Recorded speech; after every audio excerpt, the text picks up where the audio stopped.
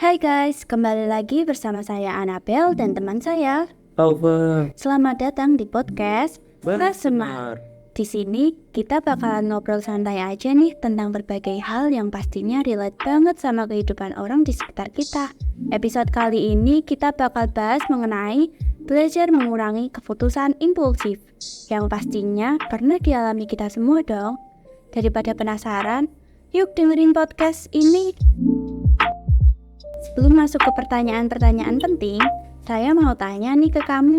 Kamu sendiri, apakah pernah mengalami hal tersebut? Wah, dulu saya pernah sih sampai membuat kesalahan paling fatal dalam hidup saya. Nah, karena kamu pernah mengalami hal tersebut, saya akan memberikan beberapa pertanyaan untuk kamu yang pastinya harus kamu jawab. Oke, Pertanyaan pertama. Apa sih keputusan impulsif itu? keputusan impulsif adalah keputusan yang dibuat secara cepat dan spontan, tanpa banyak pertimbangan ataupun pikir panjang ke depannya bakal seperti apa. Contohnya nih, ketika kamu jalan-jalan, tiba-tiba kamu melihat sepasang sepatu yang bagus banget. Lalu kamu langsung tertarik buat beli. Padahal kamu sendiri nggak tahu bakal dibutuhin apa enggak. Dan jadinya endingnya nggak butuh juga sih.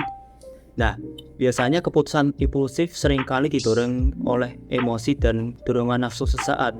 Menurutmu apakah perilaku impulsif itu bisa disembuhkan? Menurutku ya, perilaku impulsif bisa dikurangi atau dikendalikan dengan beberapa cara. Meskipun mungkin tidak sepenuhnya bisa disembuhkan, ada beberapa metode yang dapat membantu mengatasi perilaku impulsif. Di antaranya adalah: pertama, memahami apa itu perilaku impulsif dan bagaimana dampaknya bisa menjadi langkah pertama. Biasanya membaca buku, membaca artikel, ataupun melihat video YouTube tentang kontrol diri dapat membantu.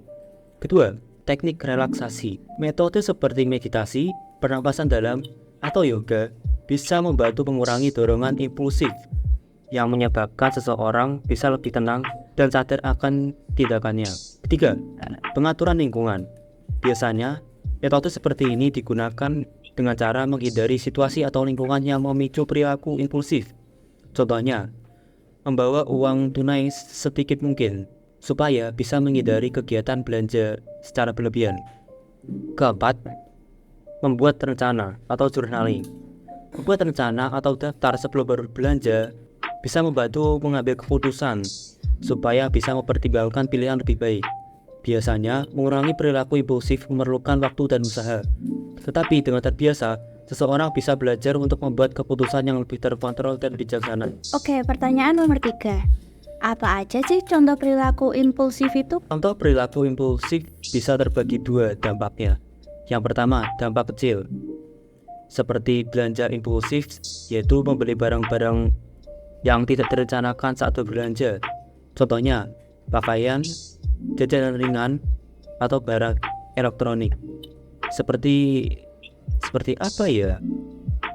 Contohnya, ketika kamu melihat barang-barang di TikTok, pasti bakal terlihat berguna, tapi pada kenyataannya ketika kamu sudah membeli barang itu ternyata tidaklah berguna. 2. Menghabiskan uang di game online.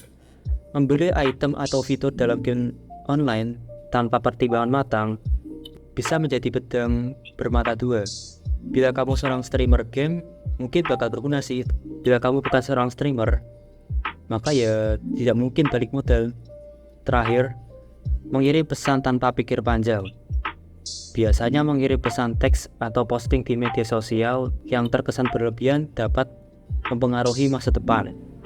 Dan yang kedua, contoh perilaku impulsif yang berdampak besar yaitu berhenti dari pekerjaan tanpa rencana. Pertanyaan nomor 4 nih.